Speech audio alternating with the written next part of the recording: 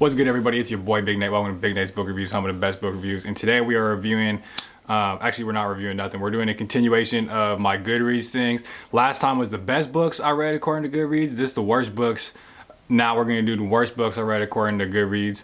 And today we smoking this one for, I forget his first name, something Kriegeskort. I just presented a paper on him. I just got back from presenting at the Cognitive Neuroscience Journal Club. Just read a paper by him that was just like a huge critique, devastating critique of the systems neuroscience and I guess cognitive neuroscience in general too. But anyway, father of representational similarity analysis, MVPA. Let's go. So we smoking this one for Kriegeskort. But all right, we finna get right into this. Like I said, I got Goodreads pulled up. This is the average rating, the best ones. Now we just finna go in reverse order and do the worst ones. This one I'm kind of curious about, and I feel like I don't really read bad books, so I'm curious. Let me turn this brightness all the way down. Oh, what? Interesting. The worst book was The Appointment by Herta Müller. To be fair, I did give it 3 stars, but I actually feel like I remember it being better, and the average rating was 3.4. Wow. Okay, this was like so long ago, and look. Okay, I'm not even capping with you, right? Like I smoke. I took this like honestly for my whole upper division English degree, I was basically just smoking like through everything. So I would go to that class like, you know, a little blow, and but I had to read it for this class. It was like a Russian and maybe Central Europe kind of class. It was actually very sick, and the professor was dope. But The Appointment, I remember it actually being kind of good. I mean, I gave it 3 stars, so I mean, I guess that had to come from somewhere, but I kind of remember it being better than 3 stars. And if I remember, it was kind of like, yeah, actually I feel like, first off, I'm surprised I rated it 3. In my head right now I would have guessed 4, but it's almost, if I remember, kind of like the style of like The Trial by Franz Kafka, where it's like, I think she has like this appointment she's supposed to go to, but it keeps getting shifted around. Honestly, I can't. This is kind of bad. Like, I feel like I've done this for a couple of the books where I just kind of forget what they're about. But it did remind me of The Trial, and I know the big theme was sort of like Russian, or like rather like Soviet Union authoritarianism, like that kind of thing. But I actually remember it being pretty good. In fact, I kind of wanted to reread it just because it seemed appealing to me. But okay, that's not what I would have guessed at all. Okay, up next, this one I can kind of see, but not really, I guess. I mean, 3.4 isn't bad anyway. Like 3 stars is like, you know, 3 stars is like worth reading. 4 stars was like really good, and 5 is like amazing to me. So, you know, between 3.4 is not bad. But next was Crab Walk by Günter Grass. I gave it 3 stars, and it was 3.48. That sounds about right to me, honestly. Crab Walk was just like this sort of weird, honestly, nothing really happens. I mean, that's not true. It's like this guy, I think he's like a journalist who comes across this discussion board between like, it seems like what's like a far right Nazi person and then like a Jewish person.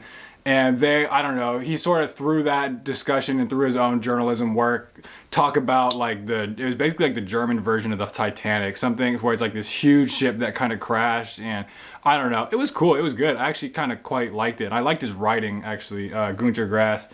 But yeah, I mean, the story itself was it didn't go very deep into anything.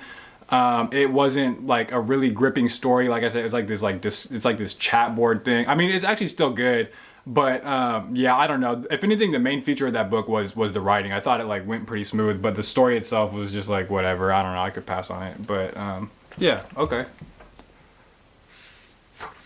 Oh, okay, so up next is The Pearl by John Steinbeck, which got 3.5. I gave it 3 stars too. Again, kind of just because it was like a really short book. It's almost like, it's not even really a novel. It's almost like novella, if that. And I think it was like a retelling, honestly, of this like, not fable, but like some sort of like lesson. Maybe it's parable, I don't know, I forget the word. But basically it's like somebody, like these really poor people find like a pearl. They find a pearl, and like, so they're rich, but then like it sort of just like the effects of that just slowly kind of eat them alive, and they do all this stuff to try and and then they end up well, I won't even say, but yeah, it's kind of just like a cautionary tale lesson, that kind of thing. I don't remember. I mean, I gave it 3 stars, but again, just because there wasn't really enough time for things to get deep or anything. And yeah, I don't know, but it was good. It was good Steinbeck. So that kind of surprises me. But okay, wow, these are okay. This is funny because it's like, oh, I feel like I enjoy a lot of these books, and I'm kind of surprised I'm going back that I gave all these 3 stars, but. Up next was To Have and Have Not by Ernest Hemingway. That kind of makes sense to me. I remember that one being kind of... Honestly, I don't remember a whole lot about that one either. But I feel like... No, here, let me see. Let me see what this says. Because I straight up do not remember. I want to say... We're about to find out. I want to say it was like... This guy and his dad... Or, wow, dude, I straight up forget. Story of Harry Morgan, an honest man who was forced into running contraband between Cuba and Key West as a means of keeping his crumbling family financially afloat. Okay, yeah, I was way off. So, but that sounds, I mean, it sounds good. But yeah, if I remember, this is one of Hemingway's earlier works too, and you could just tell it was kind of a lot less developed than his other stuff. And again, I think it's also kind of novella status, so that's one of those things where it's like, you know, when you have something like that, it needs to be just straight fire to its core because you only have so much space. You can't spend time diddly-daddling. But okay, let's do a couple more. Oh, what? Y'all are hating. Up next is Anthem by Ayn Rand. I gave it 4 stars. Honestly, it should have been 5. 3.63 average rating. I thought that was a great book. Anthem, if I remember, it was like this story, sort of dystopian style, where almost 1984 style, where like Big Brother's watching. Apparently, I don't know the books I read, so take all this with a grain of salt. But it's a book about individualism and freedom, and I don't know. I remember it being a very philosophically rich, with a really good sort of page-turning plot book. But I think, you know what? I think it's because people just be hating on Ayn Rand because she wrote Atlas Shrugged, which I want to read, and I don't know. We'll see. I've heard mixed things, but whatever. I feel like people are just hating. But yeah, okay. I mean, I still only gave it 4 stars, I guess. But yeah, okay. So average rating was 3.63. Okay, I was gonna add on this next one, but I'm seeing the next one, and that also surprised. Okay, so we're gonna do 2 more. So one was Dreamcatcher by Stephen King. I gave it 4 stars, surprisingly, actually, and it was average 3.64. Dreamcatcher. This is honestly one of the first books I've ever read, like for real, honestly, just in general. Where I remember it being, but it's the fact that I still kind of remember what it's about is testament maybe to its impact on me. But the Dreamcatcher, I feel like it was like a horror sort of thing. I think they're in like this Arctic sort of not wasteland, but an isolated Arctic place.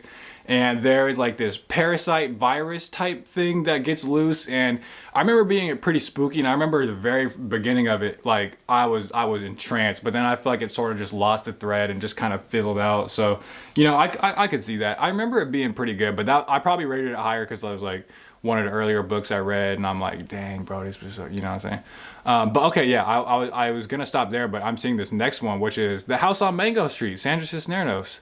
3.68. I'm surprised that's one of my lower books. I did give it 4 stars, so 3.68 is still pretty good, I guess. But yeah, I gave it 4 stars. Just again, honestly, this is like kind of a similar critique I've had for all the other ones. Is that like when you have, because House on Mango Street, it's a bunch of vignettes, basically telling the story of, I think it's like this girl named like Carmen or something like that, and just through her experiences. First off, correct me if I'm wrong, because I have to be wrong about one of these. Like, there's no way I'm getting all these right.